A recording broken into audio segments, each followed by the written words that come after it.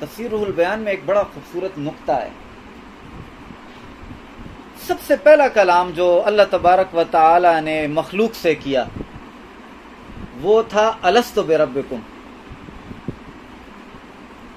پہلا کلام تو وہ بندوں سے ہوا ہے نا. ساری مخلوق کو سامنے حاضر کر کے اللہ پاک نے سب سے پہلا کلام جو کہا وہ تھا الست بربکم، کیا میں تمہارا رب نہیں ہوں؟ اللہ تبارک و تعالی نے اپنی شان کا اظہار الف سے کیا ہے. اب بندوں نے جو جواب دیا، قالو، کیا کہا؟ بلا. یہ لفظ کہاں سے شروع ہوا ہے؟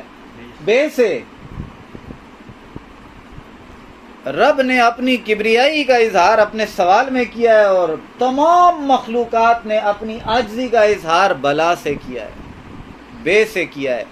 تو مخلوق کی زبان سے پہلا لفظ جو پروردگار کے لیے نکلا ہے بے ہے. پہلا لفظ بلا.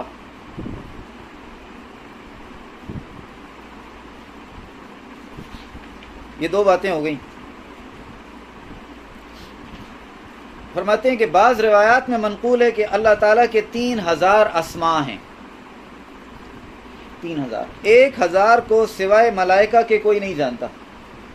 یعنی مخلوق کو ان کا علم نہیں دیا، ملائکہ کو دیا ہے.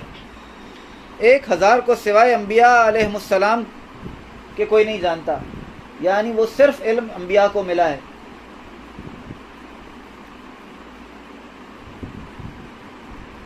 تین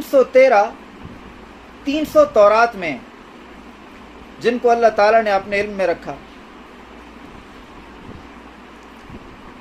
اور کہتے ہیں کہ ان تمام 3000 اسماء کا معنی، ان 3 اسماء اللہ رحمان اور رحیم میں ہے.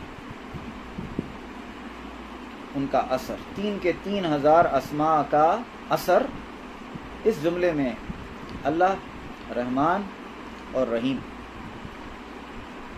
تو فرماتے ہیں کہ جس نے یہ پڑھا 3 نام، اس نے گویا اللہ کے 3000 اسماء پڑھے. بسم اللہ الرحمن الرحیم. جو یہ پڑھتا ہے وہ ایسا جیسے اس نے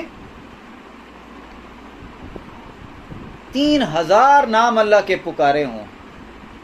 بہت بڑی بات ہے.